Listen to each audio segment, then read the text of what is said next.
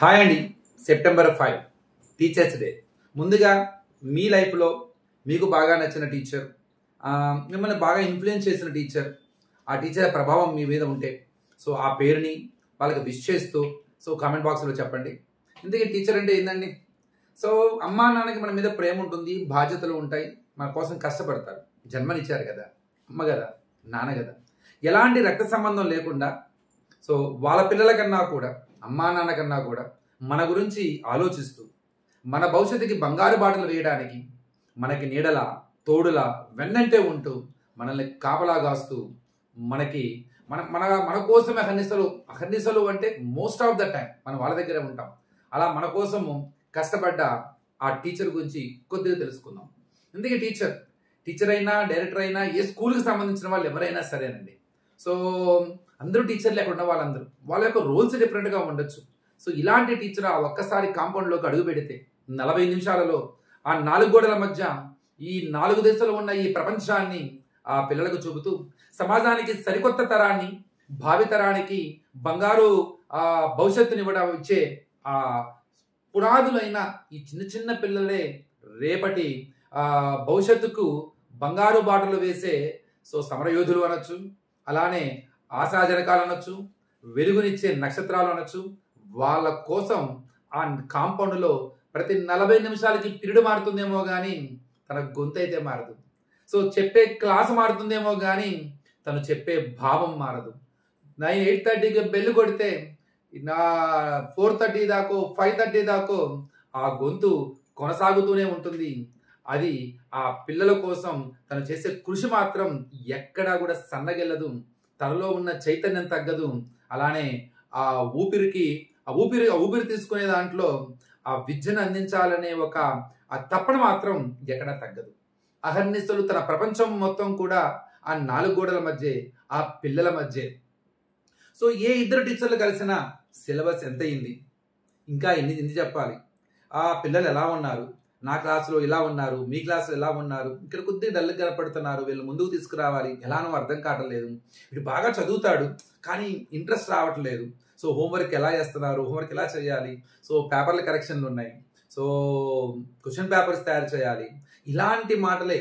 ఏ ఇద్దరు టీచర్లు కలిసినా కూడా, ఒకవేళ వాళ్ళిద్దరు స్కూల్స్ వేరైనా కూడా ఆ స్కూల్ విషయాలు ఈ టీచర్కి, ఈ స్కూల్ విషయాలు ఆ టీచర్కి, ఇంటికి వచ్చినా కూడా కన్ఫర్మ్గా బ్రెయిన్లో ఎన్ని పనులు చేస్తూ ఉన్నా, ఇంట్లో చుట్టూ ఉన్నా, ఎంతమంది ఉన్నా, పర్సనల్గా ఎన్ని పనులు చేస్తూ ఉన్నా, ఈ బ్రెయిన్లో ఒక పార్ట్ మాత్రం ఇంకా ఆ 40 నిమిషాల పీరియడ్ దగ్గరే ఉంటుంది, ఆ కాంపౌండ్లోనే ఉంటుంది.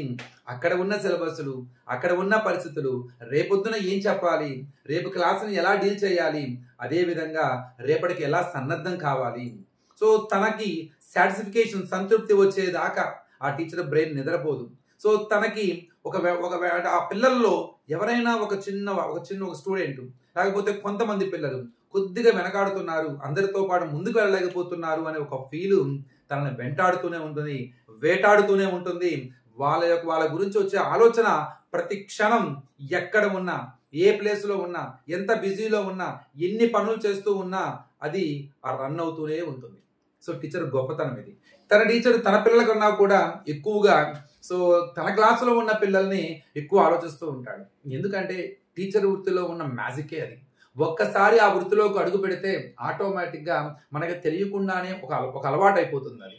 సో అది బ్లాక్ బోర్డు మీద చెప్పాలన్నా, డిజిటల్ బోర్డు మీద చెప్పాలన్నా సరే, అది చెప్పేది ఓరల్ లెసన్ అయినా సరే, ప్రాక్టికల్ లెసన్ అయినా సరే, అలానే అక్కడ చెప్పే టాపిక్ పుస్తకానికి సంబంధించిందైనా, జీవితానికి సంబంధించిందైనా సరే, 24/7 తనలో ఒక చిన్న మార్పు తీసుకురావడానికి ఎన్నో రకాల మోటివేషన్లు, ఎన్నో 100 రకాల పదాలు, సో ఎన్నో తనలో ఉన్న పెయిన్ అర్థమయ్యే విధంగా ఆ పిల్లవాడికి చెప్పే ప్రయత్నము, అలానే వాడిని అర్థం చేసుకుంటూ తనను తాను మార్చుకునే సిద్ధాంతము, ఆ పిల్లలకి అర్థమయ్యే రీతిలో తనకు వచ్చిన జ్ఞానాన్ని వాళ్ళకి అర్థమయ్యే చెప్పే రీతిలో అర్థం కావడం కోసము తను చేసే ఒక కృషి.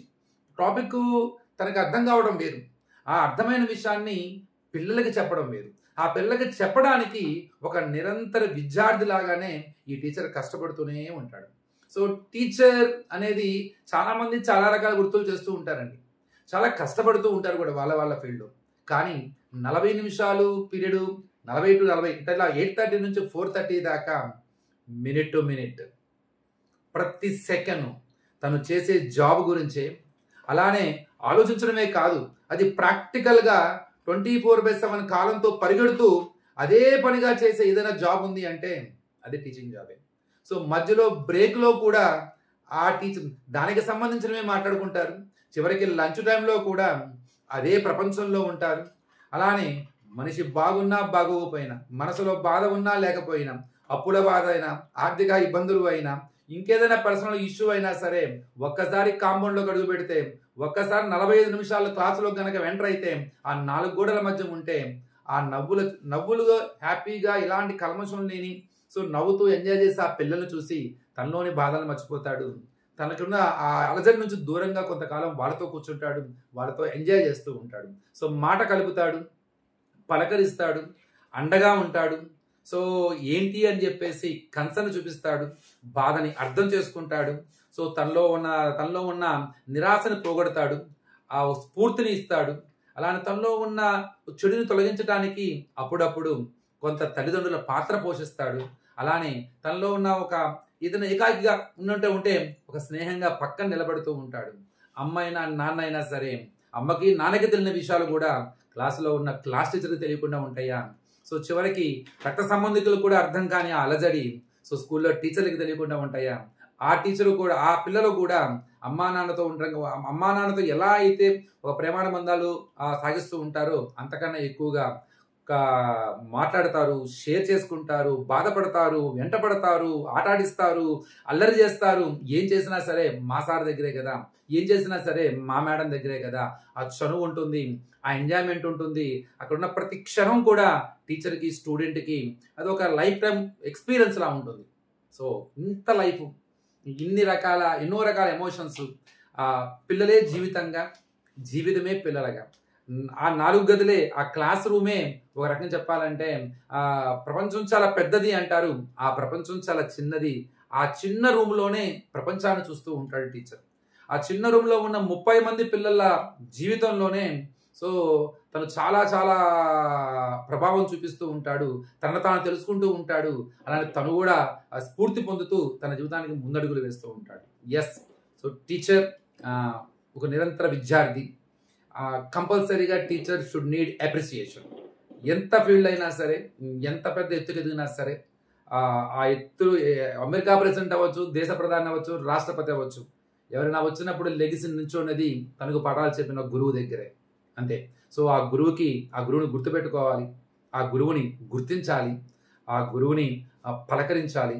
సో ఆ గురువుకి ఒక చిన్న విషయం చెప్పాలి. అలా మీ లైఫ్లో మిమ్మల్ని ఇన్ఫ్లుయెన్స్ చేసిన ఆ టీచర్ని పలకరించండి, గుర్తించండి. హ్యాపీ టీచర్స్ డే అని చిన్నగా ఒక చిన్న విష్ చేయండి. వాళ్ళని మళ్ళీ ఒక్కసారి ఆ కాలంలో వెనక్కి తీసుకువెళ్ళి వాళ్ళతో పాటు చేసిన అల్లరి, వాళ్ళతో పాటు మీరు కొనసాగించిన ఒక చిన్న రిలేషన్ని గుర్తు చేసుకోండి. లైఫ్ చాలా మంది ఉంటుంటారు. ఈ మధ్యలో ఎక్కువగా గుర్తున్నాయి, ఫ్రెండ్స్ మీట్ జరుగుతూ ఉంటాయి, అట్లానే గెట్ టుగెదర్ జరుగుతూ ఉంటాయి.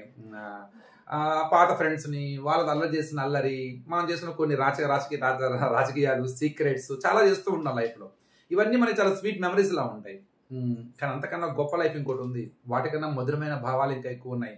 వాటికన్నా జీవితాన్ని నేర్పించిన సంఘటనలు ఉన్నాయి. అవి టీచర్ నోట్ల నుంచి వచ్చిన మాటలు, ఆ టీచర్ మనం గైడ్ చేసిన విధానం, మనకి ఇబ్బంది కలగకుండా మనకి చెప్పిన గుణపాఠాలు, మనకి భవిష్యత్తు గురించి చెప్పిన చిన్న చిన్న హెచ్చరికలు, అవి చాలా ఇంపార్టెంట్. అవే మనల్ని ఇప్పుడు ఈ స్థాయిలో ఉండడానికి కారణమైనవి. So let us hope best.